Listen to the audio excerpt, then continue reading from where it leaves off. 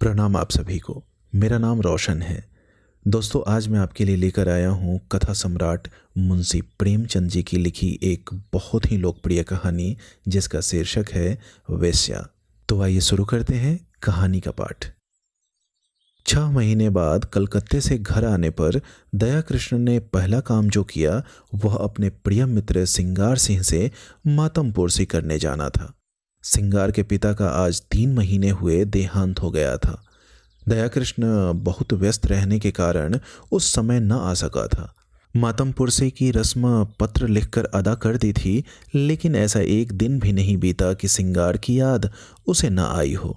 अभी वह 2-4 महीने और कलकत्ते रहना चाहता था, क्योंकि वहाँ उसने जो कारोबार जारी किया था उसे संगठित रूप में लाने के लिए उसका वहाँ मौजूद रहना जरूरी था, और उसकी थोड़े दिन की गैरहाजिरी से भी हानि की शंका थी। किंतु जब सिंगार की स्त्री लीला का परवाना आ पहुंचा तो वह अपने को न रोक सका। लीला ने साफ साफ तो कुछ न लिखा था, केवल उसे तुरंत बुलाया था, लेकिन दया कृष्ण को पत्र के शब्दों से कुछ ऐसा अनुमान हुआ कि वहां की परिस्थिति चिंताजनक है और इस अवसर पर उसका वहां पहुंचना जरूरी है। सिंगार संपन्न बाप का बेटा था, बड़ा ही अल्हड़, बड़ा ही जिद्दी, बड़ा ही आराम पसंद। दृढ़ता या लगन उसे छू भी नहीं गई थी।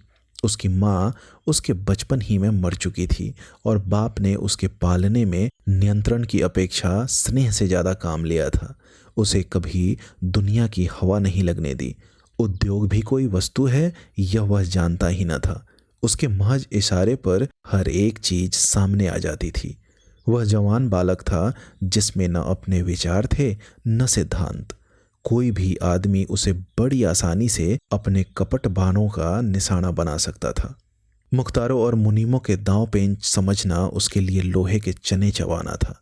उसे किसी ऐसे समझदार और हितैषी मित्र की जरूरत थी जो स्वार्थियों के हथकंडों से उसकी रक्षा करता रहे। दयाकृष्ण पर इस घर के बड़े बड़े एहसान थे। उस दोस्ती का हक अदा करने के लिए उसका आना आवश्यक था। मुंह हाथ धोकर सिंगार सिंह के घर पर ही भोजन का इरादा करके दया कृष्ण उससे मिलने चला। 9 बज गए थे। हवा और धूप में गर्मी आने लगी थी। सिंगार सिंह उसकी खबर पाते ही बाहर निकल आया। दया कृष्ण उसे देखकर चौंक पड़ा। लंबे लंबे केशों की जगह उसके सिर पर घुंघराले बाल थे। वह सिख था, आड़ी मांग निकली हुई, आंखों में न आंसू थे न शोक का कोई दूसरा चिन्ह। चेहरा कुछ जर्द अवश्य था, पर उस पर विलासिता की मुस्कुराहट थी। वह एक महीन रेशमी कमीज और मखमली जूते पहने हुए था, मानो किसी महफिल से उठा हुआ आ रहा हो। संवेदना के शब्द दया कृष्ण के ओठों तक आकर निराश लौट गए। वहां बधाई के शब्द ज्यादा अनुकूल प्रतीत हो रहे थे। सिंगार सिंह लपक कर उसके गले से लिपट गया और बोला, तुम खूब आए यार। इधर तुम्हारी बहुत याद आ रही थी, मगर पहले यह बतला दो, वहाँ का कारोबार बंद कराया या नहीं? अगर वह झंझट छोड़ आए हो तो पहले उसे तिलांजलि दे आओ। अब आप यहाँ से जाने न पाएंगे। मैंने तो भाई अपना कैड़ा बदल दिया। बताओ कब तक तपस्या करता? अब तो आए दिन जलसे होते रहते हैं। मैंने सोचा यार, दुनिया में आए तो कुछ दिन सैर सपाटे का आनंद भी उठा लो, नहीं तो एक दिन यूं ही हाथ मलते चले जाएंगे, कुछ भी साथ न जाएगा। दया कृष्ण विस्मय से उसके मुंह की ओर ताकने लगा। यह वही सिंगार है या कोई और? बाप के मरते ही इतनी तब्दीली? दोनों मित्र कमरे में गए और सोफे पर बैठ गए। सरदार साहब के सामने इस कमरे में फर्श पर मसनद थी, अलमारी थी। अब दर्जनों गद्देदार सोफे और कुर्सियां हैं। कालीन का फर्श है, रेशमी पर्दे हैं, बड़े बड़े आईने हैं। सरदार साहब को संचय की धुन थी, सिंगार को उड़ाने की धुन है। सिंगार ने एक सिगार जलाकर कहा, तेरी बहुत याद आती थी यार, तेरी जान की कसम। दया कृष्ण ने शिकवा किया, क्यों झूठ बोलते हो भाई? महीनों गुजर जाते थे, एक खत लिखने की तो आपको फुर्सत न मिलती थी। मेरी याद आती थी। सिंगार ने अलहरपन से कहा, बस इसी बात पर मेरी सेहत का एक जाम पियो। अरे यार, इस जिंदगी में और क्या रखा है? हंसी खेल में जो वक्त कट जाए उसे गनीमत समझो। मैंने तो यह तपस्या त्याग दी। अब तो आए दिन जलसे होते हैं, कभी दोस्तों की दावत है, कभी दरिया की सैर, कभी गाना बजाना, कभी शराब के दौर। मैंने कहा लाओ कुछ दिन वह बाहर भी देख लूं, हसरत क्यों दिल में रह जाए। आदमी संसार में कुछ भोगने के लिए आता है, यही जिंदगी के मज़े हैं। जिसने ये मज़े नहीं चखे उसका जीवन वृथा है। बस दोस्तों की मजलिस हो, बगल में माशूक हो और हाथ में प्याला हो, इसके सिवा मुझे और कुछ न चाहिए। उसने अलमारी खोलकर एक बोतल निकाली और 2 गिलासों में शराब डालकर कहा, यह मेरी सेहत का जाम है, इनकार न करना, मैं तुम्हारे सेहत का जाम पीता हूँ। दया कृष्ण को कभी शराब पीने का अवसर न मिला था। वह इतना धर्मात्मा तो न था कि शराब पीना पाप समझता, हाँ उसे दुर्व्यसन समझता था। गंध ही से उसका जी मितलाने लगा। उसे भय हुआ कि वह शराब चाहे मुंह में ले ले, उसे कंठ के नीचे नहीं उतार सकता। उसने प्याले को शिष्टाचार के तौर पर हाथ में ले लिया, फिर उसे ज्यों का त्यों मेज पर रखकर बोला, तुम जानते हो मैंने कभी नहीं पी, इस समय मुझे क्षमा करो।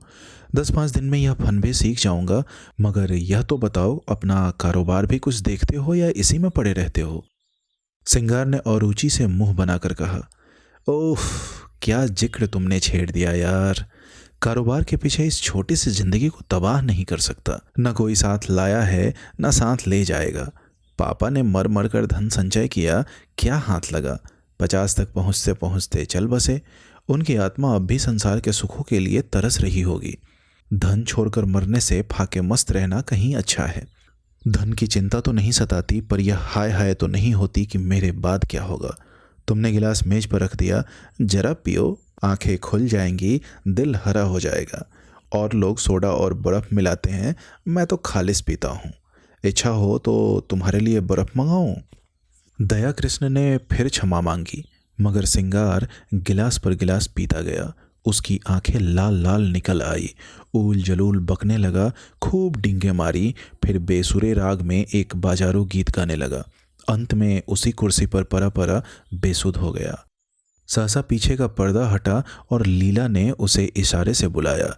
दया कृष्ण की धमनियों में शतगुण वेग से रक्त दौड़ने लगा। उसकी संकोचमय भीरू प्रकृति भीतर से जितनी ही रूपासक्त थी, बाहर से उतनी ही विरक्त। सुंदरियों के सम्मुख आकर वह स्वयं अवाक हो जाता था। उसके कपोलों पर लज्जा की लाली दौड़ जाती थी और आंखें झुक जाती थी, लेकिन मन उनके चरणों पर लौटकर अपने आप को समर्पित कर देने के लिए विकल हो जाता था। मित्रगण उसे बूढ़े बाबा कहा करते थे। स्त्रियां उसे अरसिक समझकर उससे उदासीन रहती थी। किसी युवती के साथ लंका तक रेल में एकांत यात्रा करके भी वह उससे एक शब्द भी बोलने का साहस न करता। हाँ, यदि युवती स्वयं उसे छेड़ती तो वह अपने प्राण तक उसकी भेंट कर देता।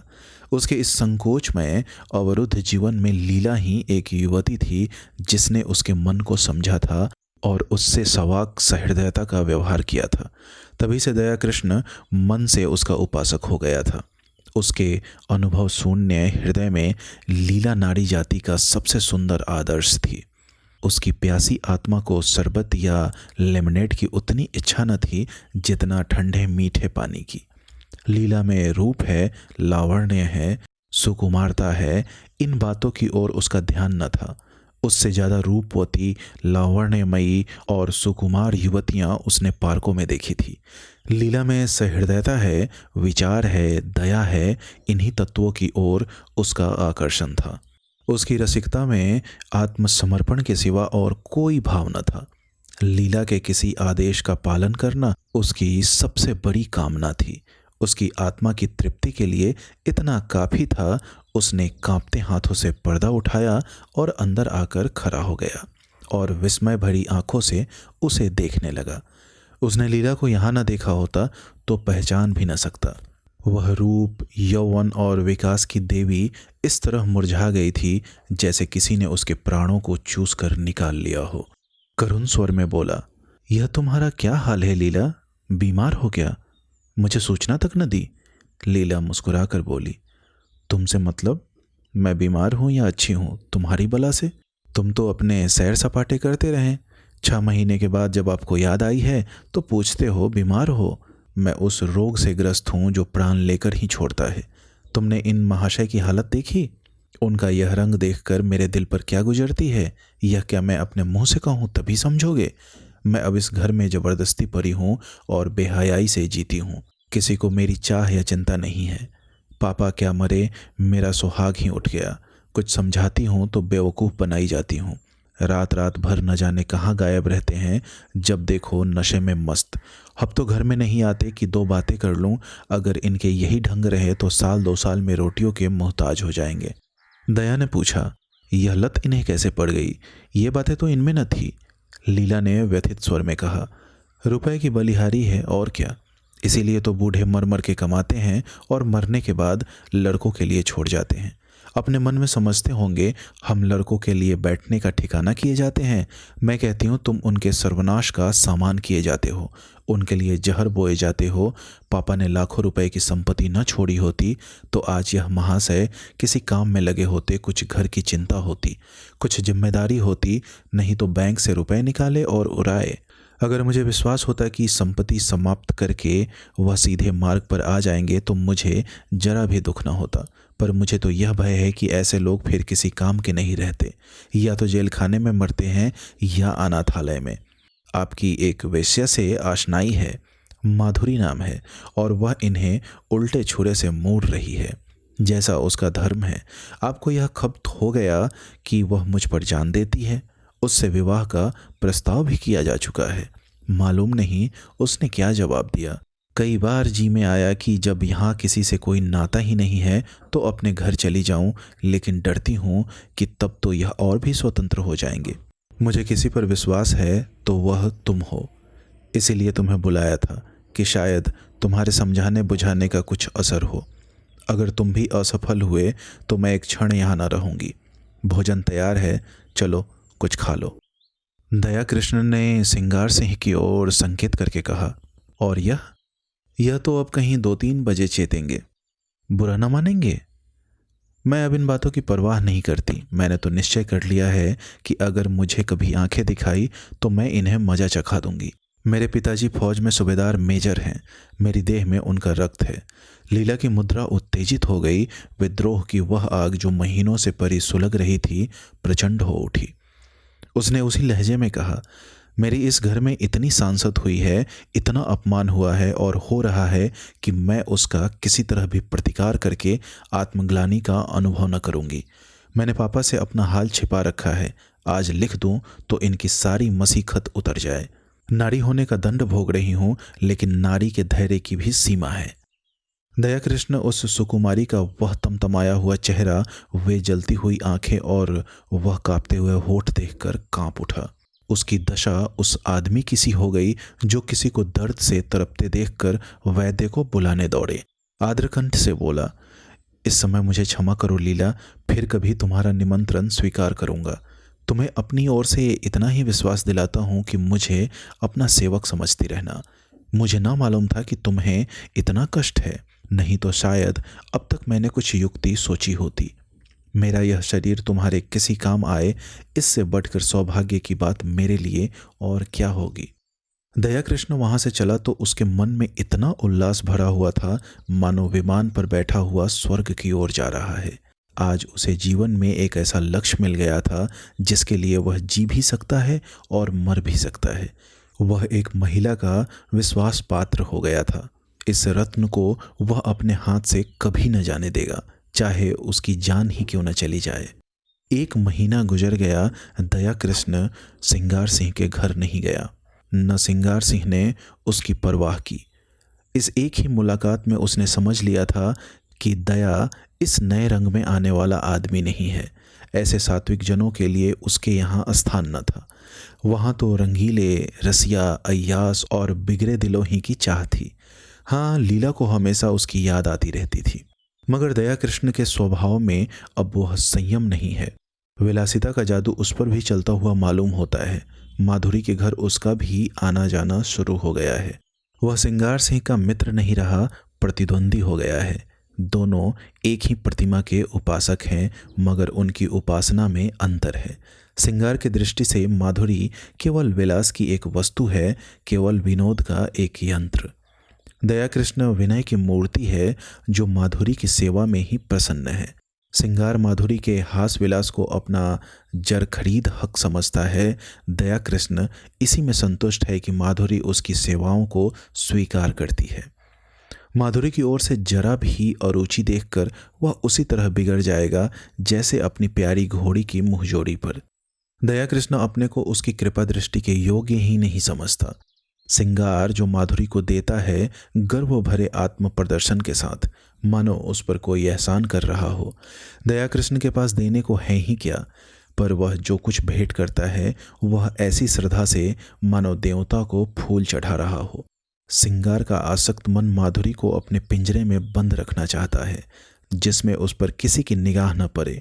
दया कृष्ण निर्लिप्त भाव से उसकी स्वच्छंद क्रीड़ा का आनंद उठाता है। माधुरी को अब तक जितने आदमियों से साबिका पड़ा था वे सब सिंगार सिंह की ही भांति कामुकी, ईर्ष्यालु, दंभी और कोमल भावों से शून्य थे। रूप को भोगने की वस्तु समझने वाले। दया कृष्ण उन सबों से अलग था, सहृदयी, भद्र और सेवाशील, मानो उस पर अपनी आत्मा को समर्पण कर देना चाहता हो। माधुरी को अब अपने जीवन में कोई ऐसा पदार्थ मिल गया है जिसे वह बड़ी एहतियात से संभाल कर रखना चाहती हो। जराऊ गहने अब उसकी आंखों में उतने मूल्यवान नहीं रहे जितनी यह फकीर की दी हुई तावीज। जराऊ गहने हमेशा मिलेंगे, यह तावीज खो गई तो फिर शायद ही कभी हाथ आए।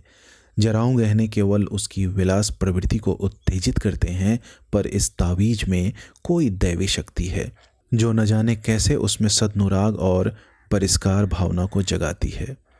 दया कृष्ण कभी प्रेम प्रदर्शन नहीं करता, अपनी विरह व्यथा के राग नहीं आलापता, पर माधुरी को उस पर पूरा विश्वास है। सिंगार सिंह के प्रलाप में उसे बनावट और दिखावे का आभास होता है। वह चाहती है यह जल्द यहाँ से टले, लेकिन दया कृष्ण के संयत भाषण में उसे गहराई तथा गांभीर्य और गुरुत्व का आभास होता है। औरों की वह प्रेमिका है, लेकिन दया कृष्ण की आशिक, जिसके कदमों की आहट पाकर उसके अंदर एक तूफान उठने लगता है। उसके जीवन में एक नई अनुभूति है। अब तक वह दूसरों के भोग की वस्तु थी, अब कम से कम एक प्राणी की दृष्टि में वह आदर और प्रेम की वस्तु है। सिंगार सिंह को जब से दया कृष्ण के इस प्रेमाभिनय की सूचना मिली है वह उसके खून का प्यासा हो गया है। वह ईर्ष्याग्नि से फूंका जा रहा है। उसने दया कृष्ण के पीछे कई सौदे लगा रखे हैं कि वे उसे जहां पाए उसका काम तमाम कर दे।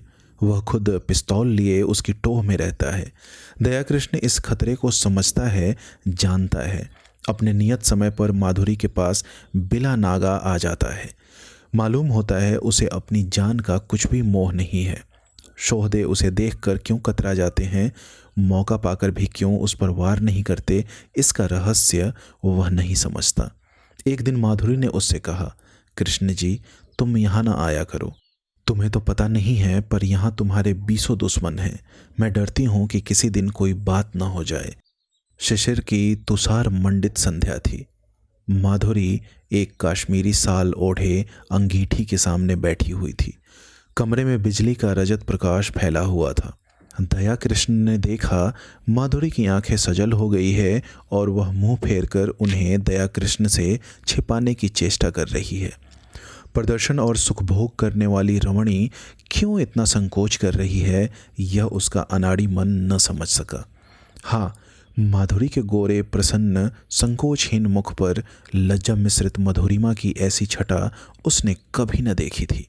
आज उसने उस मुख पर कुलवधू की भीरू आकांक्षा और दृढ़ वात्सल्य देखा और उसके अभिनय में सत्य का उदय हो गया। उसने स्थिर भाव से जवाब दिया, मैं तो किसी की बुराई नहीं करता, मुझसे किसी को क्यों बैर होने लगा। मैं यहाँ किसी का बाधक नहीं, किसी का विरोधी नहीं। दाता के द्वार पर सभी भिक्षुक जाते हैं। अपना अपना भाग्य है, किसी को एक चुटकी मिलती है, किसी को पूरा थाल। कोई क्यों किसी से जले। अगर किसी पर तुम्हारी विशेष कृपा है तो मैं उसे भाग्यशाली समझकर उसका आदर करूंगा, जलूंगा क्यों। माधुरी ने स्नेह कातर स्वर में कहा, जी नहीं, आप कल से न आया कीजिए। दया कृष्ण मुस्कुराकर बोला, तुम मुझे यहाँ आने से नहीं रोक सकती। भिक्षुक को तुम दुत्कार सकती हो, द्वार पर आने से नहीं रोक सकती। माधुरी स्नेह की आंखों से उसे देखने लगी, फिर बोली, क्या सभी आदमी तुम ही जैसे निष्कपट हैं? तो फिर मैं क्या करूं? यहां न आया करो, यह मेरे बस की बात नहीं।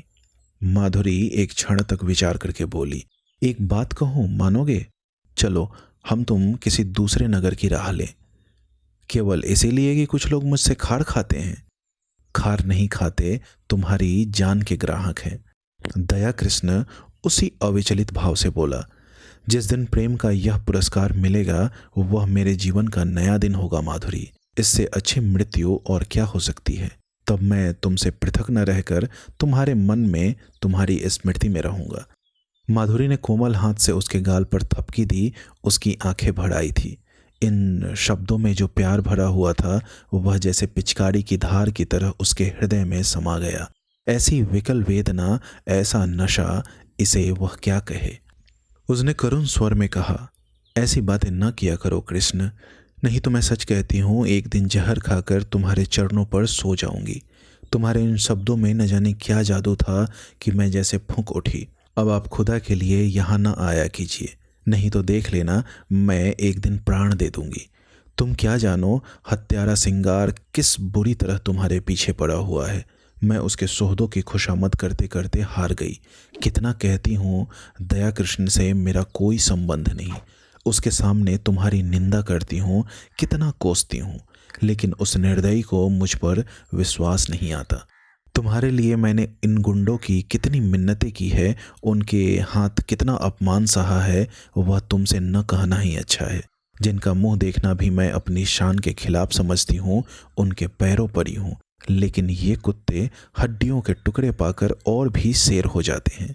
मैं अब उनसे तंग आ गई हूँ और तुमसे हाथ जोड़कर कहती हूँ कि यहाँ से किसी ऐसी जगह चले चलो जहाँ हमें कोई न जानता हो, वहाँ शांति के साथ परे रहें। मैं तुम्हारे साथ सब कुछ झेलने को तैयार हूँ।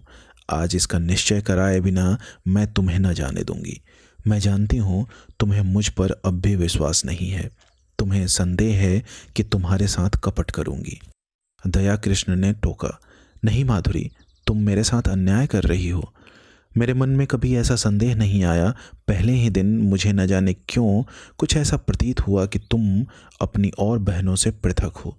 मैंने तुम में वह शील और संकोच देखा जो मैंने कुलवधुओं में देखा है। माधुरी ने उसकी आंखों में आंखें गराकर कहा, तुम झूठ बोलने की कला में इतने निपुण नहीं हो कृष्ण कि वेश्या को भुलावा दे सको।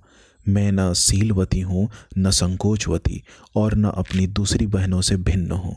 मैं वेश्या हूँ, उतनी ही कलुषित, उतनी ही विलासांध, उतनी ही मायाविनी जितनी मेरी दूसरी बहनें, बल्कि उनसे कुछ ज़्यादा। न तुम अन्य पुरुषों की तरह मेरे पास विनोद और वासना तृप्ति के लिए आए थे, न ही महीनों आते रहने पर भी तुम यूं अलिप्त न रहते। तुमने कभी डींग नहीं मारी, मुझे धन का प्रलोभन नहीं दिया। मैंने भी कभी तुमसे धन की आशा नहीं की। तुमने अपनी वास्तविक स्थिति मुझसे कह दी, फिर भी मैंने तुम्हें एक नहीं अनेक ऐसे अवसर दिए कि कोई दूसरा आदमी उन्हें न छोड़ता, लेकिन तुम्हें मैं अपने पंजे में न ला सकी। तुम चाहे और जिस इरादे से आए हो, भोग की इच्छा से नहीं आए। अगर मैं तुम्हें इतना नीच, इतना हृदयहीन, इतना विलासांधा समझती तो इस तरह तुम्हारे नाज न उठाती। फिर मैं भी तुम्हारे साथ मित्र भाव रखने लगी। समझ लिया मेरी परीक्षा हो रही है। जब तक इस परीक्षा में सफल न हो जाऊं तुम्हें नहीं पा सकती। तुम जितने सज्जन हो उतने ही कठोर हो। यह कहते हुए माधुरी ने दया कृष्ण का हाथ पकड़ लिया और अनुराग और समर्पण भरी चितवनों से उसे देखकर बोली, सच बताओ कृष्ण, तुम मुझ में क्या देखकर आकर्षित हुए थे? देखो, बहानेबाजी न करना। तुम रूप पर मुग्धा होने वाले आदमी नहीं हो, मैं कसम खा सकती हूँ। दया कृष्ण ने संकट में पड़कर कहा, रूप इतनी तुच्छ वस्तु नहीं है माधुरी, वह मन का आईना है। यहाँ मुझसे रूपवान स्त्रियों की कमी नहीं है। यह तो अपनी अपनी निगाह है, मेरे पूर्व संस्कार रहे होंगे। माधुरी ने भवें सिकोड़ कर कहा, तुम फिर झूठ बोल रहे हो, चेहरा कह देता है। दया कृष्ण ने परास्त होकर पूछा, पूछकर क्या करोगी माधुरी? मैं डरता हूँ कहीं तुम मुझसे घृणा न करने लगो। संभव है तुम मेरा जो रूप देख रही हो वह मेरा असली रूप न हो। माधुरी का मुंह लटक गया, विरक्त सी होकर बोली, इसका खुले शब्दों में यह अर्थ है कि तुम्हें मुझ पर विश्वास नहीं। ठीक है, वेश्याओं पर विश्वास करना भी नहीं चाहिए। विद्वानों और महात्माओं का उपदेश कैसे न मानोगे? नारी हृदय इस समस्या पर विजय पाने के लिए अपने अस्त्रों से काम लेने लगा। दया कृष्ण पहले ही हमले में हिम्मत छोड़ बैठा। बोला, तुम तो नाराज हुई जाती हो माधुरी। मैंने तो केवल इस विचार से कहा था कि तुम मुझे धोखेबाज समझने लगोगी। तुम्हें शायद मालूम नहीं है सिंगार सिंह ने मुझ पर कितने एहसान किए हैं। मैं उन्हीं के टुकड़ों पर पला हूँ, इसमें रत्ती भर भी मुबालगा नहीं। वहाँ जाकर जब मैंने उसके रंग ढंग देखे और उनकी साध्वी स्त्री लीला को बहुत दुखी पाया, तो सोचते सोचते मुझे यही उपाय सूझा कि किसी तरह सिंगार सिंह को तुम्हारे पंजे से छुड़ाऊं। मेरे इस अभिमान का यही रहस्य है। लेकिन उन्हें छुड़ा तो न सका, खुद फंस गया। मेरे इस फरेब की जो चाहे सजा दो, सिर झुकाए हुए हूँ। माधुरी का अभिमान टूट गया। जलकर बोली, तो यह कहिए कि आप लीला देवी के आशिक हैं। मुझे पहले से मालूम होता तो तुम्हें इस घर में घुसने न देती। तुम तो एक छिपे रुस्तम निकले। वह तोते के पिंजरे के पास जाकर उसे पुचकारने का बहाना करने लगी। मन में जो एक दाह उठ रही थी उसे कैसे शांत करे। दया कृष्ण ने तिरस्कार भरे स्वर में कहा, मैं लीला का आशिक नहीं हूं माधुरी। उस देवी को कलंकित न करो। मैं आज तुमसे शपथ खाकर कहता हूं कि मैंने कभी उसे इस निगाह से नहीं देखा। उसके प्रति मेरा वही भाव था जो अपने किसी आत्मीय को दुख में देखकर हर एक मनुष्य के मन में आता है। किसी से प्रेम करना तो पाप नहीं है, तुम व्यर्थ में अपनी और लीला की सफाई दे रहे हो। दया बोला, मैं नहीं चाहता कि लीला पर किसी तरह का आक्षेप किया जाए। माधुरी ने कहा, अच्छा साहब, लीजिए, लीला का नाम न लूंगी। मैंने मान लिया वह सती हैं, साध्वी हैं और केवल उसकी आज्ञा से। दया कृष्ण ने बात काटी, उनकी कोई आज्ञा नहीं थी। ओहो, तुम तो जवान पकड़ते हो कृष्ण। क्षमा करो, उनकी आज्ञा से नहीं, तुम अपनी इच्छा से आए। अब तो राजी हुए। अब यह बताओ आगे तुम्हारे क्या इरादे हैं? मैं वचन तो दे दूंगी, मगर अपने संस्कारों को नहीं बदल सकती। मेरा मन दुर्बल है। मेरा सतीत्व कब का नष्ट हो चुका है। अन्य मूल्यवान पदार्थों की तरह रूप और यौवन की रक्षा भी बलवान हाथों से ही हो सकती है। मैं तुमसे पूछती हूँ, तुम मुझे अपनी शरण में लेने पर तैयार हो? तुम्हारा आश्रय पाकर तुम्हारे प्रेम की शक्ति से मुझे विश्वास है मैं जीवन के सारे प्रलोभनों का सामना कर सकती हूँ। मैं इस सोने के महल को ठुकरा दूंगी, लेकिन इसके बदले मुझे किसी हरे वृक्ष की छाह तुम मिलनी चाहिए। वह छाह तुम मुझे दोगे? अगर नहीं दे सकते तो मुझे छोड़ दो। मैं अपने हाल में मगन हूँ। मैं वादा करती हूँ सिंगार सिंह से मैं कोई संबंध न रखूंगी। वह मुझे घेरेगा, रोएगा, संभव है गुंडों से मेरा अपमान कराए, आतंक दिखाए, लेकिन मैं सब कुछ झेल लूंगी तुम्हारी खातिर से। आगे और कुछ न कहकर वह तृष्णा भरे लेकिन उसके साथ ही निरपेक्ष नेत्रों से दया कृष्ण की ओर देखने लगी। जैसे दुकानदार ग्राहक को बुलाता तो है, पर साथ ही यह भी दिखाना चाहता है कि उसे उसकी परवाह नहीं है। दया कृष्ण क्या जवाब दे? संघर्षमय संसार में वह अभी केवल एक कदम टिका पाया है। इधर वह अंगुल भर जगह भी उससे छिन गई है। शायद जोर मारकर वह फिर वह स्थान पा जाए, लेकिन वहां बैठने की जगह नहीं, और एक दूसरे प्राणी को लेकर तो वह खड़ा भी नहीं रह सकता। अगर मान लिया जाए कि अदम्य उद्योग से दोनों के लिए स्थान निकाल लेगा, तो आत्मसम्मान को कहाँ ले जाए? संसार क्या कहेगा? लीला क्या फिर उसका मुंह देखना चाहेगी?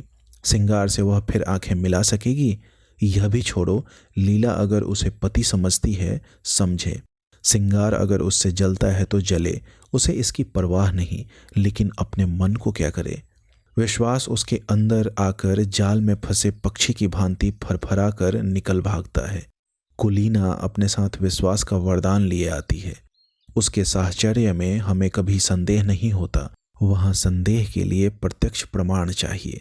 कुत्सिता संदेह का संस्कार लिए आती है। वहाँ विश्वास के लिए प्रत्यक्ष, अत्यंत प्रत्यक्ष प्रमाण की जरूरत है। उसने नम्रता से कहा, तुम जानती हो मेरी क्या हालत है? हाँ, खूब जानती हूँ। और उस हालत में तुम प्रसन्न रह सकोगी? तुम ऐसा प्रश्न क्यों करते हो कृष्ण? मुझे दुख होता है। तुम्हारे मन में जो संदेह है वह मैं जानती हूँ, समझती हूँ। मुझे भ्रम हुआ था कि तुमने भी मुझे जान लिया है, समझ लिया है। अब मालूम हुआ मैं धोखे में थी। वह उठकर वहां से जाने लगी। दया कृष्ण ने उसका हाथ पकड़ लिया और प्रार्थी भाव से बोला, तुम मेरे साथ अन्याय कर रही हो माधुरी। मैं सत्य कहता हूं, ऐसी कोई बात नहीं है। माधुरी ने खरे खरे विरक्त मन से कहा, तुम झूठ बोल रहे हो, बिल्कुल झूठ।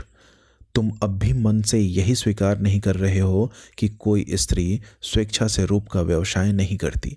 पैसे के लिए अपनी लज्जा को उघारना तुम्हारी समझ में कुछ ऐसे आनंद की बात है जिसे वेश्या शौक से करती है। तुम वेश्या में स्त्रीत्व का होना संभव से बहुत दूर समझते हो।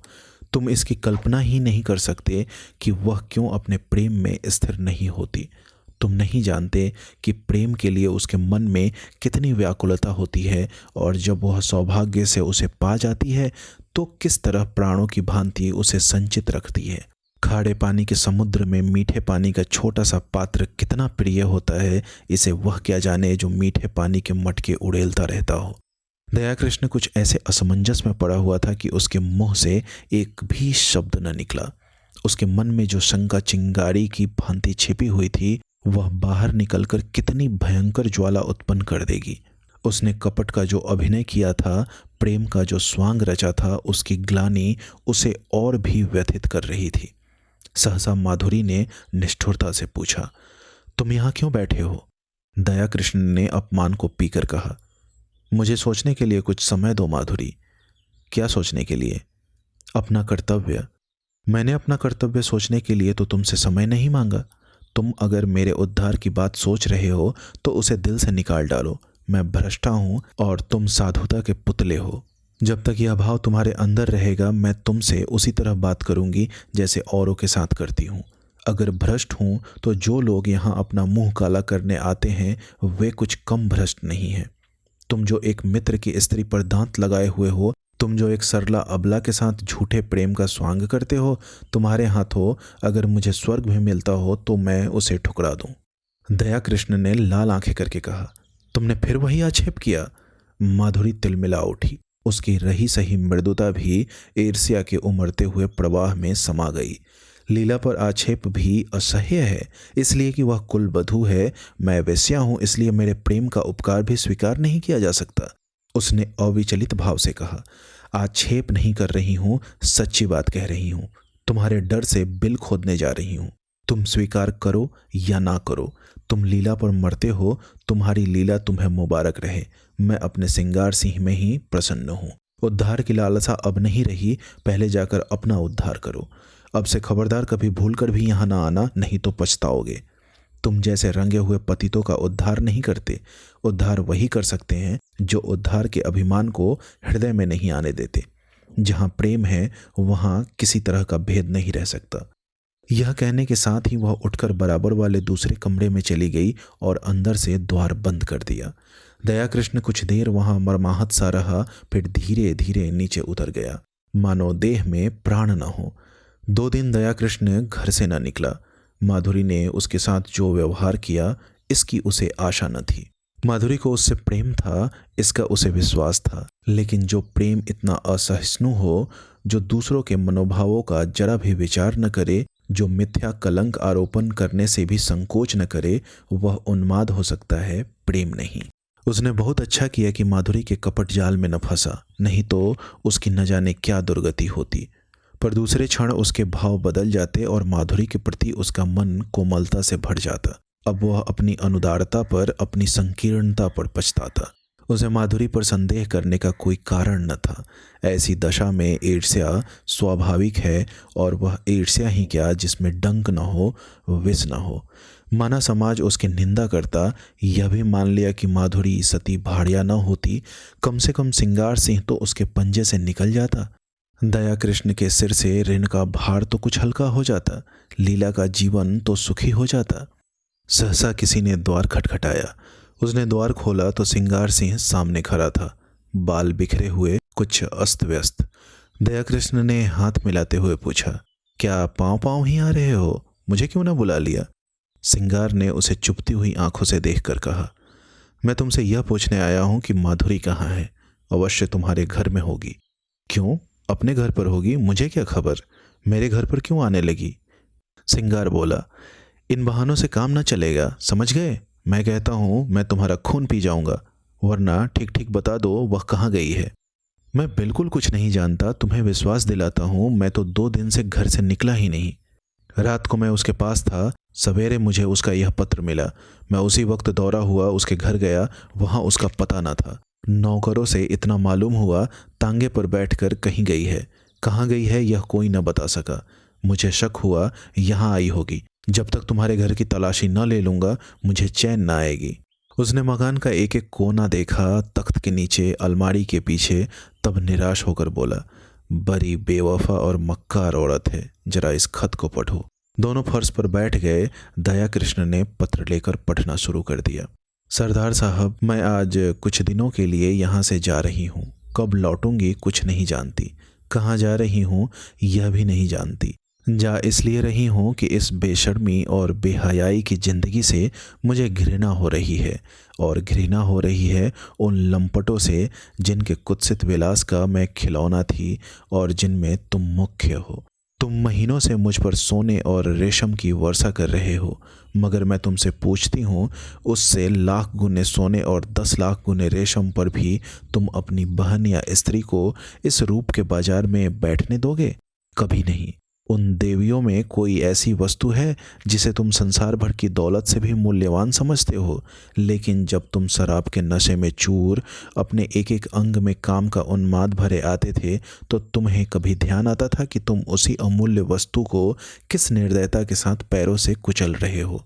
कभी ध्यान आता था कि अपनी कुल देवियों को इस अवस्था में देखकर तुम्हें कितना दुख होता? कभी नहीं। यह उन गीदड़ों और गिद्धों की मनोवृत्ति है जो किसी लाश को देखकर चारों ओर से जमा हो जाते हैं और उसे नोच नोच कर खाते हैं। यह समझ रखो, नारी अपना बस रहते हुए कभी पैसों के लिए अपने को समर्पित नहीं करती। यदि वह ऐसा कर रही है तो समझ लो कि उसके लिए और कोई आश्रय और कोई आधार नहीं है, और पुरुष इतना निर्लज है कि उसकी दुरवस्था से अपनी वासना तृप्त करता है, और इसके साथ ही इतना निर्दय कि उसके माथे पर पतिता का कलंक लगाकर उसे उसी दुर्वस्था में मरते देखना चाहता है। क्या वह नारी है? क्या नारीत्व के पवित्र मंदिर में उसका स्थान नहीं है? लेकिन तुम उसे उस मंदिर में घुसने नहीं देते। उसके स्पर्श से मंदिर की प्रतिमा भ्रष्ट हो जाएगी। खैर, पुरुष समाज जितना अत्याचार चाहे कर ले, हम असहाय हैं, आत्माभिमान को भूल बैठी है। लेकिन सहसा सिगार सिंह ने उसके हाथ से वह पत्र छीन लिया और जेब में रखता हुआ बोला, क्या बड़े गौर से पढ़ रहे हो? कोई नई बात नहीं, सब कुछ वही है जो तुमने सिखाया है। यही करने तो तुम उसके यहाँ जाते थे। मैं कहता हूँ, तुम्हें मुझसे इतनी जलन क्यों हो गई? मैंने तो तुम्हारे साथ कोई बुराई न की थी। इस साल भर में मैंने माधुरी पर 10,000 से कम न फूके होंगे। घर में जो कुछ मूल्यवान था वह मैंने उसके चरणों पर चढ़ा दिया, और आज उसे साहस हो रहा है कि वह हमारी कुल देवियों की बराबरी करे। यह सब तुम्हारा प्रसाद है। 70 चूहे खा के बिल्ली हज को चली। कितनी बेवफा जात है। ऐसों को तो गोली मार दें। जिस पर सारा घर लुटा दिया, जिसके पीछे सारे शहर में बदनाम हुआ, वह आज मुझे उपदेश करने चली है। जरूर इसमें कोई ना कोई रहस्य है, कोई नया शिकार फंसा होगा। मगर मुझसे भागकर जाएगी कहाँ? ढूंढ न निकालूं तो नाम नहीं। कमबख्त कैसी प्रेम भरी बातें करती थी कि मुझ पर घड़ों नशा चढ़ जाता था। बस कोई नया शिकार फंस गया, यह बात न हो मूछें मुंडा लूं। दया कृष्ण उसके सफाचट चेहरे की ओर देखकर मुस्कुराया। तुम्हारी मूछें तो पहले ही मुड़ चुकी है। इस हल्के से विनोद ने जैसे सिंगार सिंह के घाव पर मरहम रख दिया। वह बेसरो समान घर, वह फटा फर्श, वे टूटी फूटी चीजें देखकर उसे दया कृष्ण पर दया आ गई। चोट की तिलमिलाहट में वह जवाब देने के लिए ईंट पत्थर ढूंढ रहा था, पर अब चोट ठंडी पड़ गई थी और दर्द घनीभूत हो रहा था। दर्द के साथ साथ सौहार्द भी जाग रहा था। जब आग ही ठंडी हो गई तो धुआं कहाँ से आता? उसने पूछा, सच कहना, तुमसे भी कभी प्रेम की बातें करती थी? दया कृष्ण ने मुस्कुराते हुए कहा, मुझसे? मैं तो खाली उसकी सूरत देखने जाता था। सूरत देखकर दिल पर तो काबू नहीं रहता। यह तो अपनी अपनी रुचि है मोहिनी, देखते ही कलेजे पर छुरी चल जाती है। मेरे कलेजे पर तो कभी छुरी नहीं चली। यही इच्छा होती थी कि इसके पैरों पर गिर पड़ूं। इसी शायरी ने तो यह अनर्थ किया, तुम जैसे बुद्धुओं को किसी देहातिन से शादी करके रहना चाहिए। चले थे वेश्या से प्रेम करने। एक क्षण के बाद उसने फिर कहा, मगर है बेवफा, मक्कार। तुमने उससे वफा की आशा की, मुझे तो यही अफसोस है। तुमने वह दिल ही नहीं पाया, तुमसे क्या कहूँ। 1 मिनट के बाद उसने सहृदय भाव से कहा, अपने पत्र में उसने बातें तो सच्ची लिखी है, चाहे कोई माने या न माने। सौंदर्य को बाजारू चीज समझना कुछ बहुत अच्छी बात तो नहीं है। दया कृष्ण ने पुचारा दिया, जब स्त्री अपना रूप बेचती है तो उसके खरीदार भी निकल आते हैं। फिर यहाँ तो कितनी ही जातियां हैं जिनका यही पेशा है। यह पेशा चला कैसे? स्त्रियों की दुर्बलता से? नहीं, मैं समझता हूँ बिस्मिल्लाह पुरुषों ने ही की होगी। इसके बाद एकाएक जेब से घड़ी निकाल कर देखते हुए बोला, ओहो, 2 बज गए और मैं अभी यहीं बैठा हूँ। आज शाम को मेरे यहाँ खाना खाना, जरा इस विषय पर बातें होंगी। अभी तो उसे ढूंढ निकालना है, वह है कहीं इसी शहर में। घर वालों से भी कुछ नहीं कहा। बुढ़िया नायिका सिर पीट रही थी। उस्ताद जी अपनी तकदीर को रो रहे थे, न जाने कहाँ जाकर छिप रही। उसने उठकर दया कृष्ण से हाथ मिलाया और चला। दया कृष्ण ने पूछा, मेरी तरफ से तो तुम्हारा दिल साफ हो गया? सिंगार ने पीछे फिर कर कहा, हुआ भी और नहीं भी हुआ, और बाहर निकल गया। 7-8 दिन तक सिंगार सिंह ने सारा शहर छाना, पुलिस में रिपोर्ट की, समाचार पत्रों में नोटिस छपाई, अपने आदमी दौड़ाए, लेकिन माधुरी का कुछ भी सुराग न मिला कि फिर महफिल गर्म होती। मित्रवृंद सुबह शाम हाजिरी देने आते और अपना सा मुंह लेकर लौट जाते। सिंगार के पास उनके साथ गपशप करने का समय न था। गर्मी के दिन थे, सजा हुआ कमरा भट्टी बना हुआ था, खस की टट्टियां भी थी, पंखा भी, लेकिन गर्मी जैसे किसी के समझाने बुझाने की परवाह नहीं करना चाहती। अपने दिल का बुखार निकाल कर ही रहेगी। सिंगार सिंह अपने भीतर वाले कमरे में बैठा हुआ पेग पर पेग चढ़ा रहा था, मगर अंदर की आग न शांत होती थी। इस आग के ऊपर की घास फूस को जलाकर भस्म कर दिया था और अब अंतस्थल की जड़ विरक्ति और अचल विचार को द्रवित करके बड़े वेग से ऊपर फेंक रही थी। माधुरी की बेवफाई ने उसके आमोदी हृदय को इतना आहत कर दिया था कि अब अपना जीवन ही बेकार सा मालूम होता था। माधुरी उसके जीवन में सबसे सत्य वस्तु थी, सत्य भी और सुंदर भी। उसके जीवन की सारी रेखाएं इसी बिंदु पर आकर जमा हो जाती थी। वह बिंदु एकाएक पानी के बुलबुले की भांति मिट गया और अब वे सारी रेखाएं, वे सारी भावनाएं, वे सारी मृदु स्मृतियां उन झल्लाई हुई मधुमक्खियों की तरह भनभनाती फिरती थी जिनका छत्ता जला दिया गया हो। जब माधुरी ने कपट व्यवहार किया तो और किससे कोई आशा की जाए? इस जीवन ही में क्या है? आम में रस ही न रहा तो गुठली किस काम की?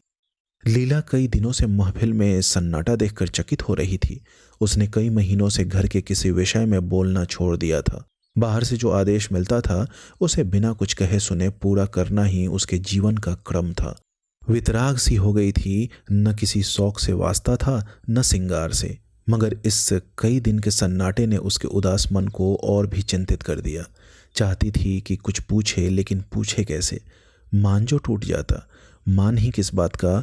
मान तब करे जब कोई उसकी बात पूछता हो। मान अपमान से प्रयोजन नहीं, नारी ही क्यों हुई। उसने धीरे धीरे कमरे का पर्दा हटाकर अंदर झांका। देखा सिंगार सिंह सोफा पर चुपचाप लेटा हुआ है, जैसे कोई पक्षी सांझ के सन्नाटे में परों में मुंह छिपाए बैठा हो। समीप आकर बोली, मेरे मुंह पर ताला डाल दिया गया है, लेकिन क्या करूं, बिना बोले रहा नहीं जाता। कई दिन से सरकार की महफिल में सन्नाटा क्यों है? तबीयत तो अच्छी है। सिंगार ने उसकी ओर आंखें उठाई, उनमें व्यथा भरी हुई थी। कहा, तुम अपने मैके क्यों नहीं चली जाती लीला? आपकी जो आज्ञा, पर यह तो मेरे प्रश्न का उत्तर न हुआ। वह कोई बात नहीं, मैं बिल्कुल अच्छा हूँ। ऐसे बेहयाओं को मौत भी नहीं आती। अब इस जीवन से जी भर गया, कुछ दिनों के लिए बाहर जाना चाहता हूँ। तुम अपने घर चली जाओ तो मैं निश्चिंत हो जाऊं। भला आपको मेरी इतनी चिंता तो है? अपने साथ जो कुछ ले जाना चाहती हो ले जाओ। मैंने इस घर की चीज़ों को अपना समझना छोड़ दिया है। मैं नाराज होकर नहीं कह रहा हूँ लीला, न जाने कब लौटूं। तुम यहाँ अकेले कैसे रहोगी? कई महीने के बाद लीला ने पति की आंखों में स्नेह की झलक देखी। मेरा विवाह तो इस घर की संपत्ति से नहीं हुआ है, तुमसे हुआ है। जहाँ तुम रहोगे वहीं मैं भी रहूंगी। मेरे साथ तो अब तक तुम्हें रोना ही पड़ा। लीला ने देखा सिंगार की आंखों में आंसू की एक बूंद नीले आकाश में चंद्रमा की तरह गिरने गिरने को हो रही थी। उसका मन भी पुलकित हो उठा। महीनों की क्षुधाग्नि में जलने के बाद अन्न का एक दाना पाकर वह उसे कैसे ठुकरा दे। पेट नहीं भरेगा, कुछ भी नहीं होगा, लेकिन उस दाने को ठुकराना क्या उसके बस की बात थी। उसने बिल्कुल पास जाकर अपने आंचल को उसके समीप ले जाकर कहा, मैं तो तुम्हारी हो गई। हंसाओगे हंसूंगी, रुलाओगे रोऊंगी, रखोगे तो रहूंगी, निकालोगे तो भी रहूंगी। मेरा घर तुम हो, धर्म तुम हो, अच्छी हूँ तो तुम्हारी हूँ, बुरी हूँ तो तुम्हारी हूँ। और दूसरे क्षण सिंगार के विशाल सीने पर उसका सिर रखा हुआ था और उसके हाथ थे लीला की कमर में। दोनों के मुख पर हर्ष की लाली थी, आंखों में हर्ष के आंसू और मन में एक ऐसा तूफान जो उन्हें न जाने कहाँ उड़ा ले जाएगा। एक क्षण के बाद सिंगार ने कहा, तुमने कुछ सुना? माधुरी भाग गई और पगला दया कृष्ण उसकी खोज में निकला। लीला को विश्वास न आया। दया कृष्ण? हाँ जी, जिस दिन वह भागी है उसके दूसरे ही दिन वह भी चल दिया। वह तो ऐसा नहीं है। और माधुरी क्यों भागी? दोनों में प्रेम हो गया था। माधुरी उसके साथ रहना चाहती थी, वह राजी न हुआ। लीला ने एक लंबी सांस ली। दया कृष्ण के वे शब्द याद आए जो उसने कई महीने पहले कहे थे। दया कृष्ण की वे याचना भरी आंखें उसके मन को मसोसने लगी। सहसा किसी ने बड़े जोर से द्वार खोला और धड़धड़ाता हुआ भीतर वाले कमरे के द्वार पर आ गया। सिंगार ने चकित होकर कहा, अरे तुम्हारी यह क्या हालत है कृष्णा? किधर से आ रहे हो?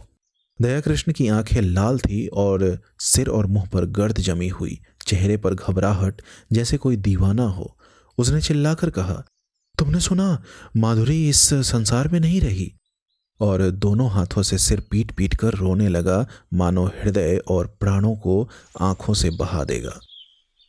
दोस्तों, उम्मीद करता हूँ यह कहानी आपको अच्छी लगी होगी। ऐसी ही ढेरों कहानियाँ सुनने के लिए आप हमारे चैनल से जुड़े रहें। बहुत बहुत धन्यवाद।